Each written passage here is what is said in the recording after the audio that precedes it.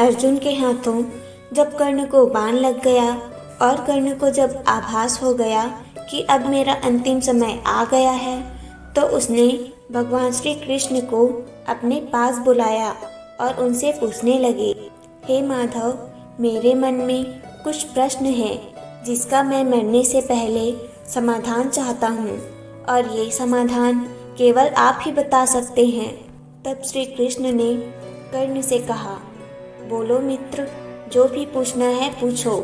तब कर्ण बोले, हे माधव, जन्म देते ही मुझे मेरी माँ ने त्याग दिया। एक अवैध बच्चे के रूप में जन्म लेने में मेरा क्या अपराध था? उसके बाद गुरु द्रोणाचार्य ने मुझे शिक्षा देने से मना कर दिया, क्योंकि मैं राधे पुत्र अर्थात सूत पुत्र था। क्षत्रिय होते हुए भी मैं क्षत्रिय न था, इसमें मेरा क्या अपराध था?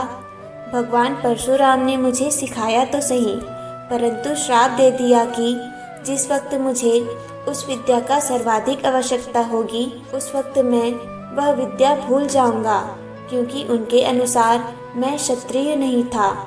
एक बार गलती से मुझसे एक गाय को बाण लग गया, जिससे उसकी मृत्यु हो गई और उसके मालिक ने मुझे श्राप दिया, जबकि मेरा कोई दोष नहीं था।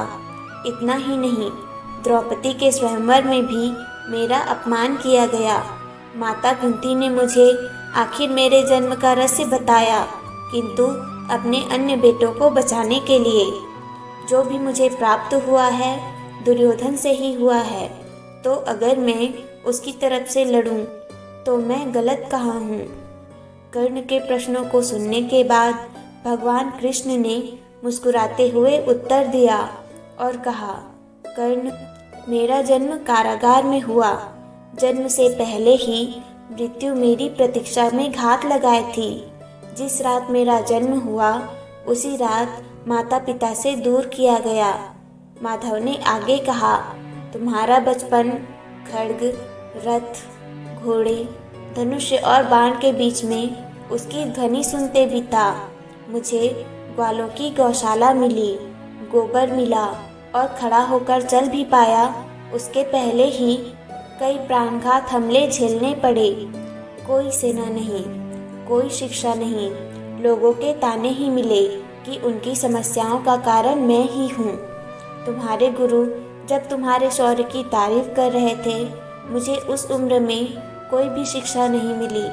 जब मैं 16 वर्षों का हुआ, तब कहीं जाकर ऋषि शांडिपन के गुरुकुल पहुँचा।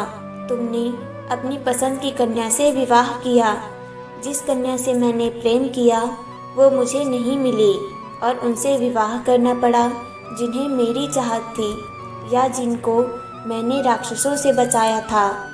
उन्हें जरासंध से बचाने के लिए मुझे मेरे पूरे समाज को यमुना के किनारे से हटाकर दूर एक समुद्र के किनारे बसना पड़ा और युद्ध में रण छोड़कर जाना पड़ा, जिसके कारण मुझे रणछोड़ भी कहा गया। अगर दुर्योधन युद्ध जीतता है तो तुम्हें बहुत श्रेय मिलेगा। धर्मराज युधिष्ठिर अगर जीतते हैं तो मुझे क्या मिलेगा? मुझे केवल युद्ध और युद्ध निर्माण से हुई समस्याओं के लिए दोष मिलेगा। प्रभु ने आगे कहा, एक बात का ध्यान रहे कर्ण, हर किसी को जिंदगी चुनौतियाँ देती है। जिंदगी किसी के साथ भी न्याय नहीं करती। दुर्योधन ने अन्याय का सामना किया है तो युधिष्ठिर ने भी अन्याय भुगता है, परंतु सत्य धर्म क्या है यह तुम तो जानते ही हो। कोई बात नहीं, अगर कितना ही अपमान हो, जो हमारा अधिकार है वो हमें न मिल पाए। महत्व इस बात का है कि तुम उस संकट का सामना कैसे करते हो। दोस्तों, श्री कृष्ण ने कहा कि रोना बंद करो कर्ण, जिंदगी न्याय नहीं करती, इसका मतलब यह नहीं होता कि तुम्हें अधर्म के पथ पर चलने की अनुमति मिल गई है।